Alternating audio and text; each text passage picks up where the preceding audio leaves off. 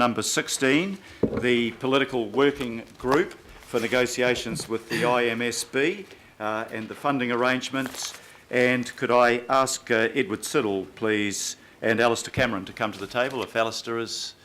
No, Alistair's not here at the moment. He's not here, just yourself, Ed. Okay. Good negotiating You might like... I'll listen to what you say and then we'll put the resolution.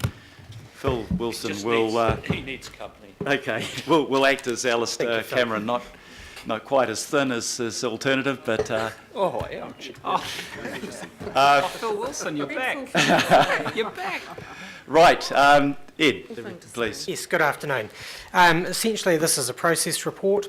Each year, the Council and the IMSB need to negotiate a funding and service level agreement to provide for the IMSB's activities.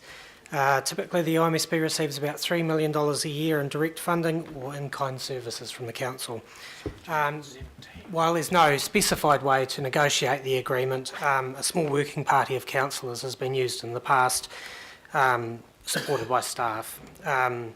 Each year, the Political Working Party negotiates the agreement and then brings it back to the governing body for approval. If we follow this process this year, we'd be aiming to come back to the 25 May meeting of governing body to finalise prior to 30 June. So this process has worked well in the past, so we recommend the same process is followed again. And while we don't recommend particular councillors for this role, we do recommend that there might be some continuity of membership from councillors who've served on the working party in the past. Thank you. Thank you very much. At the moment, under recommendation C, I presume they've volunteered, the Deputy Mayor and Councillor Clow, to provide continuity. We are looking for 2 other councillors that are prepared to go on. So I'm looking around the table to see if we have any volunteers for that. I think I'd like to nominate Councillor Collins. Councillor Collins has been nominated. I'm happy to go on the group. And I'm happy to second that. Is there any other councillor that would like to be part of this process? But Councillor Sayers. Councillor Sayers, yeah, you've been nominated. Have we a seconder for that? It's been moved and seconded. Nominations. I don't know, I moved so quickly, I didn't hear who. I'll second. It was seconded by Councillor Clow and moved by the Deputy Mayor. I've already been approached, Councillor Mayor, but I turned it down. Thank you. But thank you for the opportunity. It's disappointing to your colleagues, Councillor. I'd like to nominate Councillor Filippano. Too radical. Oh no, Councillor Collins, your worship will represent the South, as well as Councillor Newman if he's able. Councillor Newman, I take that as a nomination, and I've never known you to turn down a nomination, so you're happy to accept that. I'll second that. I've just turned it down. 4, that would be 4. Greg is withdrawn. Okay. Daniel turned it down. Daniel, have you turned it down? Yes. That's incredibly... Councillor Hills. I'm happy to do it, but I think I've put my name forward for nearly everything so far. So whether it fits in whether it fits in with everything, sure. But I'm keen to do it, but I just don't know if it will fit in. Well, I take that as a positive.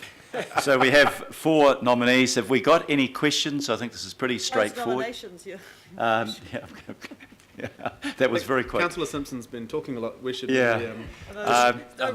Sorry, please. I know it's at the end of the day and we're on the penultimate subject, but are there any questions to officials on this paper? Are there any comments on this paper? If not, I'll put the resolution. I've moved, and have I a seconder? Councillor Collins. All those in favour, please say aye. Aye. To the contrary, no. Carried.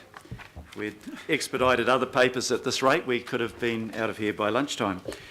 The last item, substantive item on the agenda is the accountability of Auckland controlled organisations and recommendations from the Appointments and Performance Review Committee.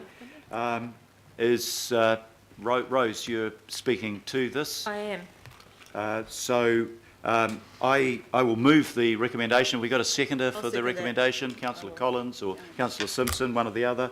And Rose, if I can just invite you to speak to it. Most of us were here through the workshops, through the Appointments and Performance Committee, but you might like to outline just where we got to get to these recommendations. Absolutely, thank you, Mr Mayor. I'll just do so quickly since we're nearly at the end of the day.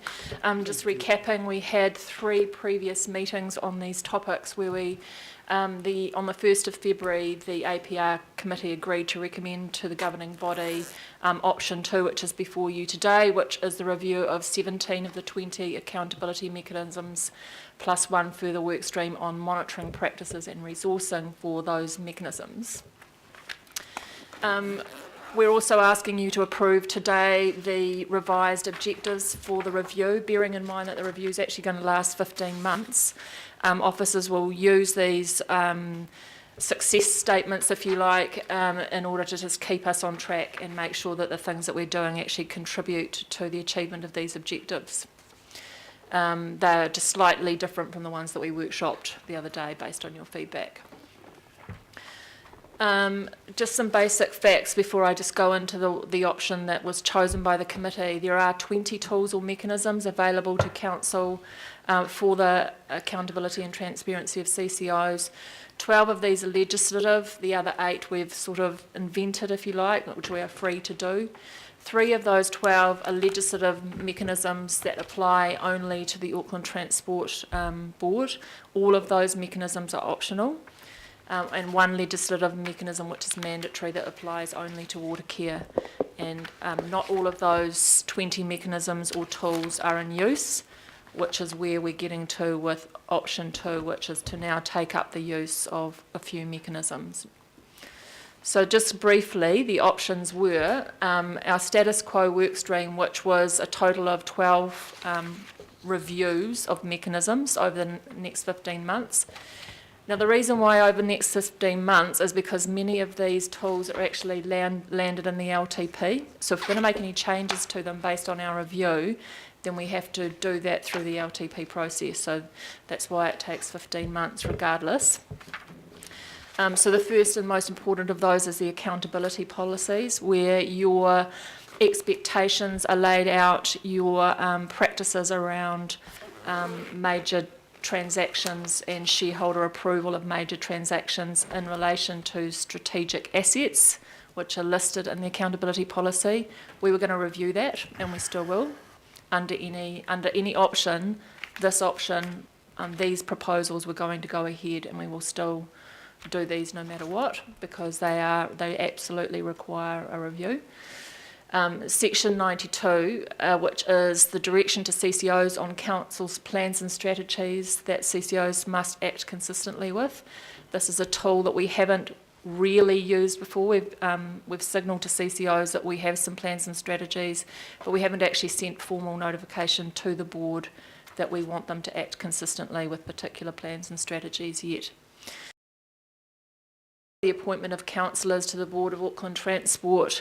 There was a new process this term agreed to whereby councillors were put into the pool with other directors, so we would need to update the policy with concerns to that.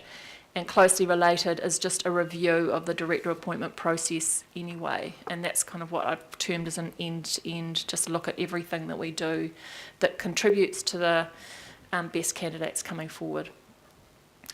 You'll remember the other day on the 1st of Feb, almost all of you were there, I think, the first workshop that we had with Water Care, which is in Scanning the Horizon series, which is an annual series of workshops with the board of CCOs and yourselves to just look at the long-term challenges and opportunities in the business environment for those CCOs.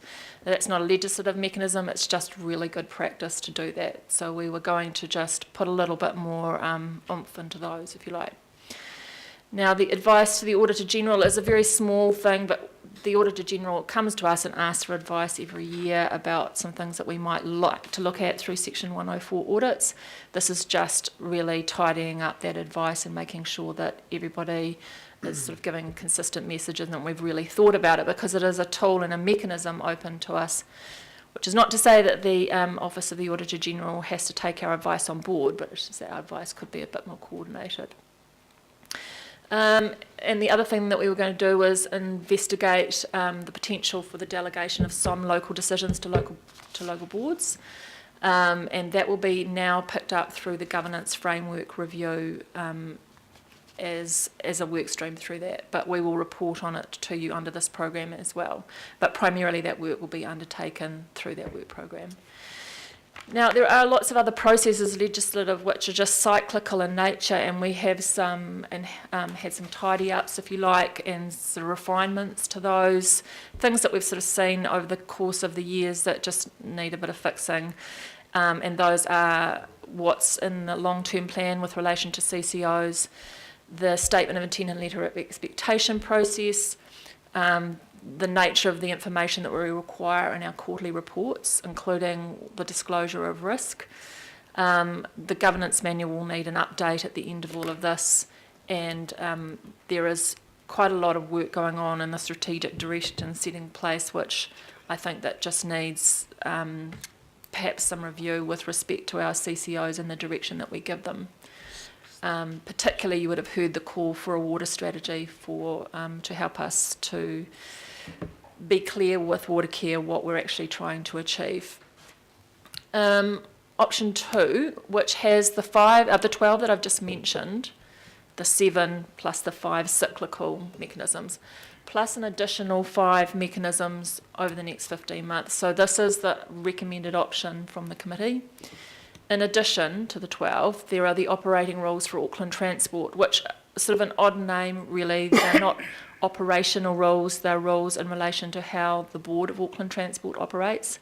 So the things that can be included under that are how the board appoints the chief executive and also how it holds meetings and the release of information from its meetings. Okay, and just very quickly, a few other mechanisms. Section 91 of LGACA allows us to get any other reporting requirements that we might need.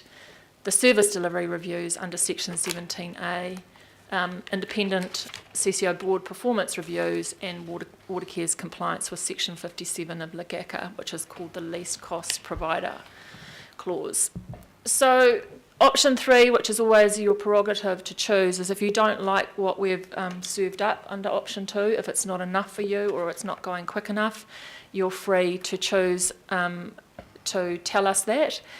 But we would have to caution that we would have to come back to you based on what you say to us that you want more work done on or how fast it was going to be in order to cost that, because where we're at with option 2 is just the limits of the current resourcing.